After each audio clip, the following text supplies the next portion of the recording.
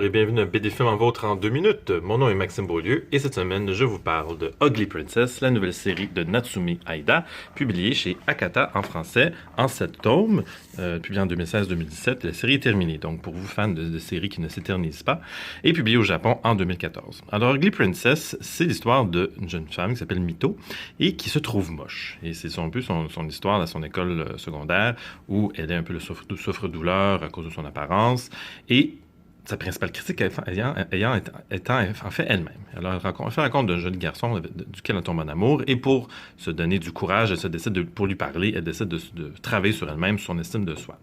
C'est une prémisse assez classique, on dirait, mais l'histoire est vraiment très intéressante et très bien tournée par rapport à la perception du personnage envers elle-même.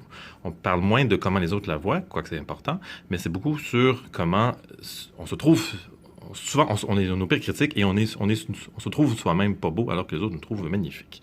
Alors, l'auteur, Madame Aida, a déjà travaillé sur un concept similaire dans une autre série très très drôle qui s'appelle Switch Girl, que je vous recommande également. Mais Ugly Princess travaille un peu de l'autre point de vue, du point de vue du personnage mouche, entre guillemets, qui doit explorer un peu son apparence. Mais qu'est-ce que c'est que l'apparence exactement? Qu'est-ce que ça nous fait? Quel est le pouvoir vraiment de l'apparence et de la beauté et de la vision des autres sur nous-mêmes? Alors, c'est une série de mangas très classique dans le dessin, comme vous voyez, mais très bien fait. On joue beaucoup avec l'humour aussi. C'est à la fois sérieux et drôle. C'est vraiment... alors, on voit ici la belle Mito dans toute son apparence. Mais c'est vraiment par rapport à la perception de soi-même et la perception des autres et sur l'intimidation à l'école secondaire, mais qui est vrai partout. Alors, est-ce que c'est vrai que les beaux ont plus de chance dans la vie? Est-ce que c'est vrai que les moches sont toujours relégués au deuxième plan? En lisant Ugly Princess, vous pourrez découvrir ces réflexions et avoir vos propres réflexions là-dessus.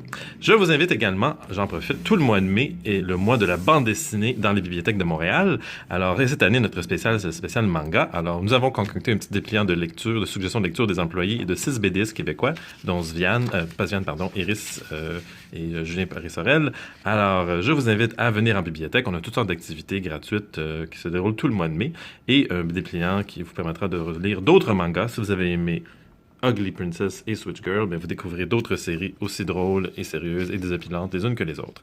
Alors, venez sur la page Facebook, et là, je remets mon chapeau de BD Film en vôtre, venez sur la page Facebook de BD Film en vôtre, écoutez, commentez, et on se voit la semaine prochaine.